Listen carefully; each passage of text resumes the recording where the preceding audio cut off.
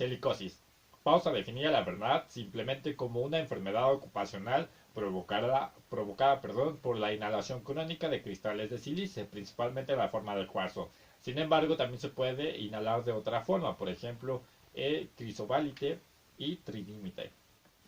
Al igual que el asbesto, como es una enfermedad ocupacional, se va a deber principalmente al tipo de ocupación que el paciente tenga. Esto es muy importante para podernos orientar mucho más en el diagnóstico.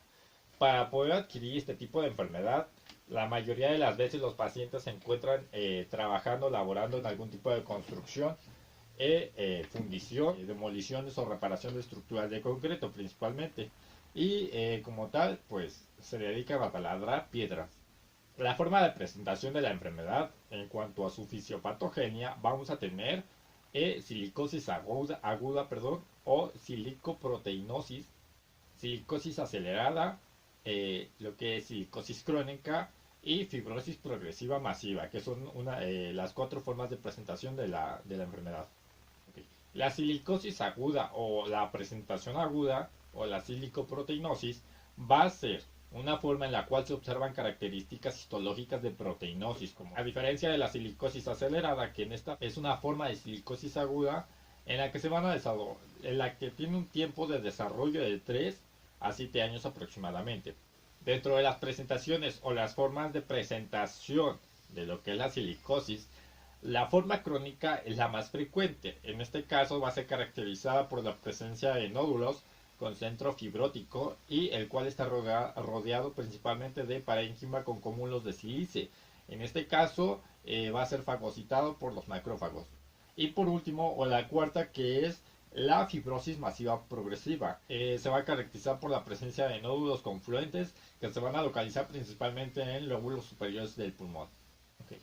De forma resumida, en cuanto a la patogenia de la enfermedad, al igual que la asbestosis, se va a caracterizar como tal en el tiempo de exposición, la cantidad de partículas inhaladas y el estado inmunológico del paciente, lo que nos van a dar factores para poder desarrollar lo que es la enfermedad. Finalmente, la silicosis va a concomitar con algunas otras enfermedades que son muy frecuentes en cuanto a presentación.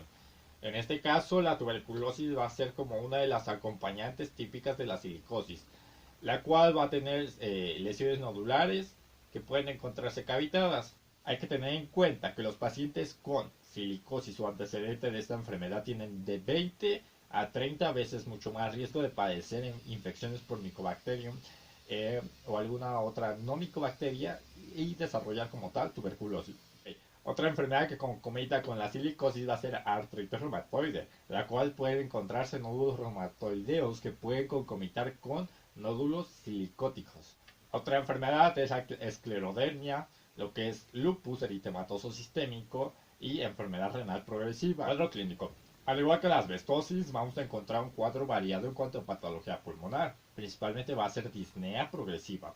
En algunos casos no llega a acompañarse con algún otro síntoma. Sin embargo, al igual que la asbestosis, pacientes con un hábito tabáquico frecuente o crónico, vamos a encontrar que se puede llegar a presentar tos productiva.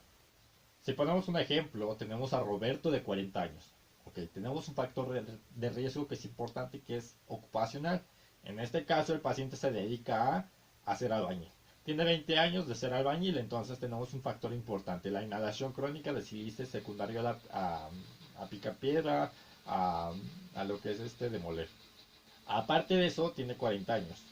Es diabético como tal, entonces está inmunocomprometido como tal. Entonces tenemos dos factores.